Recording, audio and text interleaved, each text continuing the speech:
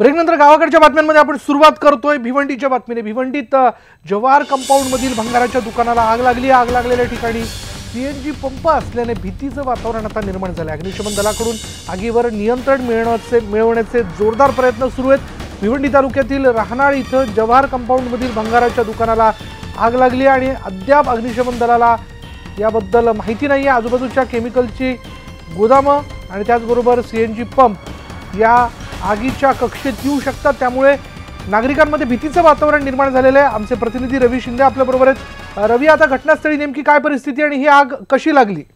आजच्या विशाल भिवंडीमध्ये वारंवार आगीच्या घटना सुरूच आहे। मात्र आता अर्ध्या तासापूर्वीच राहणार येथील जवाहर कंपाऊंड आहे, त्या कंपाऊंड मध्ये भंगाराचं गोदाम आहे, दुकान आहे, त्या दुकानाला आग लागली आहे।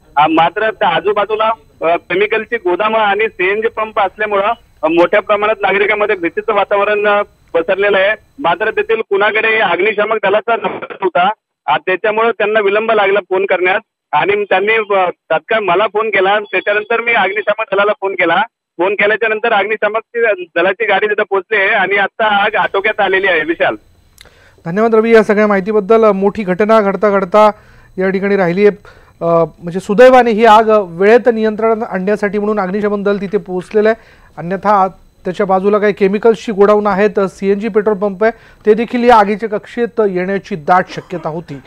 यानंतर आपण जाणून घेणार आहोत इतरही बातम्या अगदी झटपट। सुरुवात करूया। चंद्रपूर जिल्ह्यात दारूबंदी असताना आता राजकीय पक्षाचे कार्यकर्तेच दारू तस्करी करत असल्याचा प्रकार समोर आला आहे। या ठिकाणी भाजपच्या एका युवा नेत्याला दारू तस्करी प्रकरणी पोलिसांनी अटक केली आहे। त्याच्याकडून तब्बल 1,20,000 रुपयांची देशी दारू जप्त करण्यात आली आहे। शॉर्ट सर्किटमुळे आग लागून उसाचं उभं पीक जळून खाक होण्याच्या घटना काही थांबण्याचं नाव घेत नाहीयेत।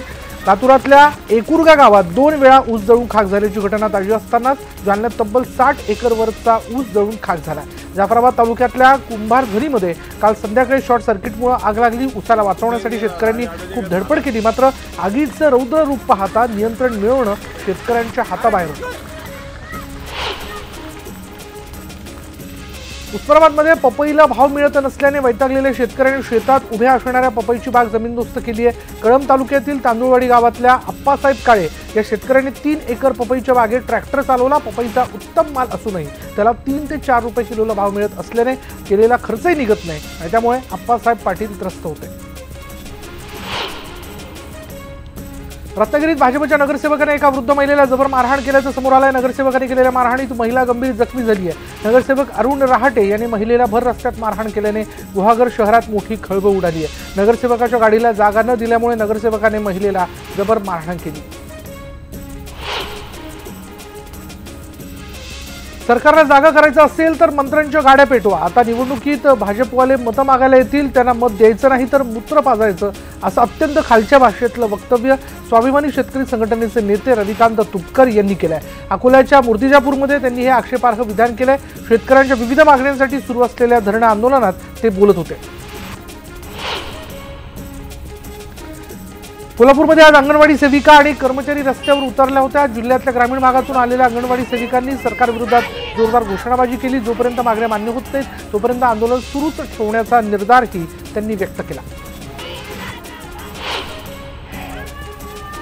पुण्यात कंत्राटीकरण आणि जनविरोधी खासगीकरण रद्द करण्याची मागणी करत जिल्हाधिकारी कार्यालयावर मोर्चा काढण्यात आला। पुण्यातील संघटित आणि असंघटित कामगारांनी हा मोर्चा काढला। अंगणवाडी सेविकांना कमीत कमी 18,000 इतकी वेतन देण्यात यावं, सोबतच पेन्शन देण्यात यावं अशी मागणी मोर्चेकऱ्यांकडून करण्यात आली। दरम्यान या मोर्चात मोठ्या प्रमाणात अंगणवाडी सेविका दाखल झाल्या होत्या। अंगणवाडी सेविकांच्या विविध मागण्यांसाठी अमरावती शहरात देशभक्तीपर गीत गाऊन आणि भजन गाऊन अनोखा आंदोलन करण्यात आलं। अंगणवाडी सेविकांना पूर्णवेळ काम देऊन शासकीय आणि निमशासकीय कर्मचाऱ्यांचा दर्जा लागू करावा। अंगणवाडी सेविकांना 18,000 रुपये तर मदतनीस यांना 12,000 रुपये मानधन देण्यात यावं अशा मागण्या यावेळी करण्यात आल्या।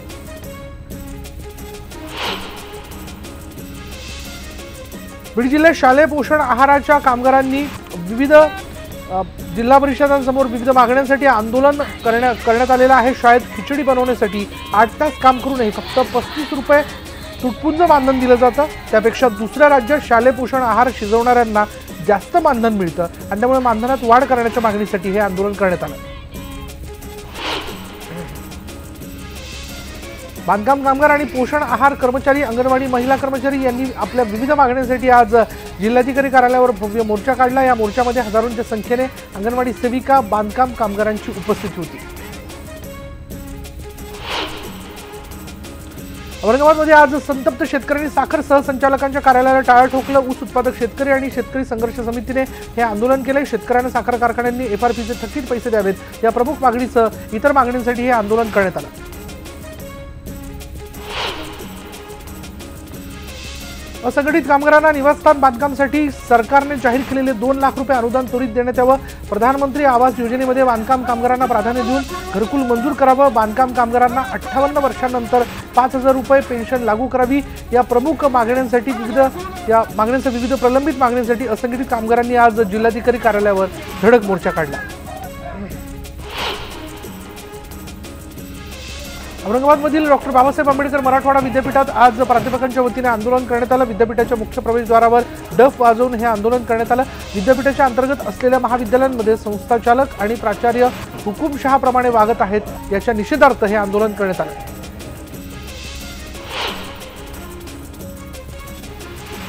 औरंगाबादमध्ये साखर आयुक्त कार्यालयाला संतप्त शेतकऱ्यांनी टाळं ठोकून संताप व्यक्त केला आहे। हे सगळे ऊस उत्पादक शेतकरी आहेत। शेतकऱ्यांचा ऊस कारखान्यांनी नेला, मात्र बिलांची रक्कम शेतकऱ्यांना मिळालेली नाहीये। एफआरपीच्या तफावतीची रक्कम ही शेतकऱ्यांना मिळालेली नाहीये। साखर आयुक्तांना वारंवार विनंत्या करूनही शेतकऱ्यांचा पैसा कारखाने देत नाहीत आणि त्यामुळे हे आंदोलन करण्यात आलं। किसान सभा आणि माकपच्या वतीने परभणीत चक्काजाम आंदोलन करण्यात आले। जायकवाडीचं पाणी आणि चारा छावण्यांसह विविध मागण्यांकरता शेतकरी रस्त्यावर उतरले। तालुक्यातील पोखर्णी फाट्यावरही शेतकरी संघटनेनं हे आंदोलन केलं। या आंदोलनाला शेतकरी मोठ्या संख्येनं उपस्थित होते। सोलापूर जिल्हा महसूल कर्मचारी कोतवाल संघटनेच्या वतीने जिल्हाधिकारी कार्यालयाबाहेर जागरण गोंधळ घालून आंदोलन करण्यात आलं। कोतवाल कर्मचाऱ्यांना राज्य शासनाने चतुर्थ श्रेणी समाविष्ट करावं या मागणीसाठी 19 नोव्हेंबरपासून राज्यातील सुमारे 12,637 कोतवाल तर सोलापूर जिल्ह्यातील 536 कोतवाल कर्मचारी संपावर आहेत।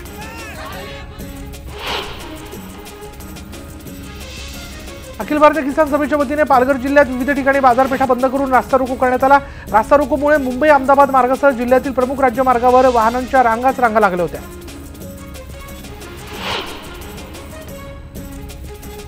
औरंगाबादमध्ये आज मुख्य पोस्ट ऑफिस समोर कर्मचारी संघटनेच्या वतीने आंदोलन करण्यात आलं। पोस्ट कर्मचाऱ्यांसाठी जुनी पेन्शन योजनाच लागू करावी, 5 दिवसांचा आठवडा जाहीर करावा आणि पोस्ट कर्मचाऱ्यांची थांबवलेली कर्मचारी भरती त्वरित सुरू करावी या प्रमुख मागण्यांसाठी हे आंदोलन करण्यात आले।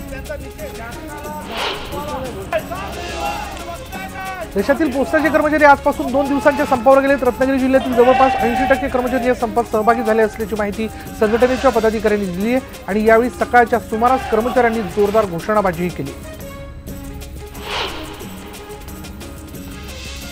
आपल्या विविध प्रलंबित मागण्यांसाठी आयटक कामगार संघटनेने आज मनमाडला मोर्चा काढून धरणं आंदोलन केलं। कामगार संघटनांनी पुकारलेल्या 2 दिवसीय संपात मनमाडसह नांदगाव तालुक्यातील कामगार देखील रस्त्यावर उतरले। एसटी स्टँड मैदानातून काढण्यात आलेला हा मोर्चा शहरातील विविध मार्गावरून जाऊन एकात्मता चौकात आल्यानंतर निदर्शनं करण्यात आली। आज आणि उद्या देशभरात कामगार संघटनांचा बंद आहे। त्यापाठोपाठ औरंगाबादमध्येही कामगार संघटनांनी बंद पाळला आणि यावेळी मोर्चात मोठ्या प्रमाणात संघटना सहभागी झाल्या होत्या। क्रांती चौकापासून सुरू झालेला हा मोर्चा विभागीय आयुक्त कार्यालयावर धडकला।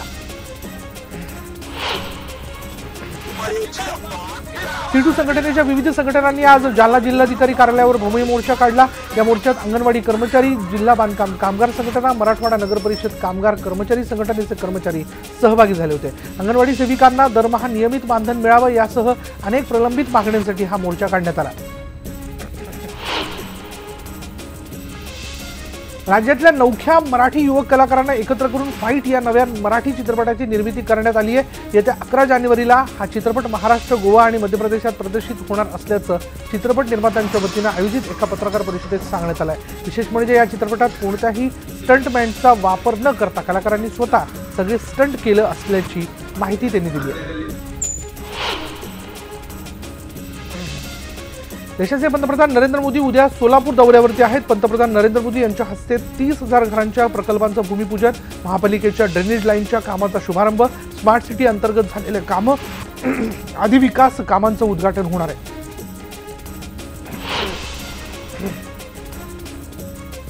शिवसेना पक्षप्रमुख उद्यापासून बीड दौऱ्यावरती आहेत. सकाळी 10 पासून शेतकऱ्यांसोबत संवाद साधून ते शेतकऱ्यांना पशुखाद्य वाटणार आहेत. उद्या तब्बल 30 ट्रक पशुखाद्याचं वाटप करण्यात येणार आणि त्यानंतर त्यांची बीडमध्ये जाहीर सभा होणार आहे.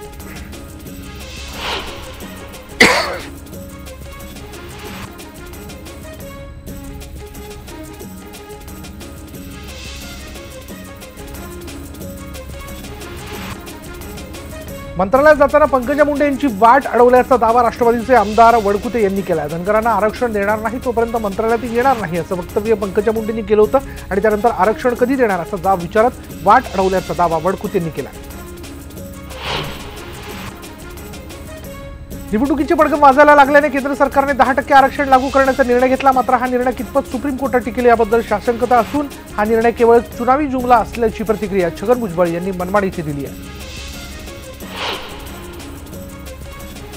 अजित पवार नेहमीच सगळ्यांना सल्ला देताना आपण पाहतो. बारामतीत देखील त्यांनी दुचाकीवाल्यांनी हेल्मेट वापरावं असं आवाहन केलं. मात्र मी हे पुण्याच्या बाबतीत बोलत नसल्याचं ते सांगायला विसरले नाहीत. असं म्हणत त्यांनी पुण्यातील हेल्मेटवरती मी पुण्यातच बोलेन असं म्हणून विषयाला बगल दिली आहे. 2014 साली पंतप्रधान नरेंद्र मोदींनी केलेल्या फसव्या घोषणांच्या विरोधात काँग्रेस आमदार प्रणिती शिंदे यांनी आज आंदोलन केलं. पंतप्रधान नरेंद्र मोदी उद्या सोलापूर दौऱ्यावरती येणार आहेत आणि त्या पार्श्वभूमीवर आमदार प्रणिती शिंदे यांनी हे आंदोलन केले. 2014 साली मोदींनी प्रचारसभेत सुशीलकुमार शिंदेंवर टीका केली होती.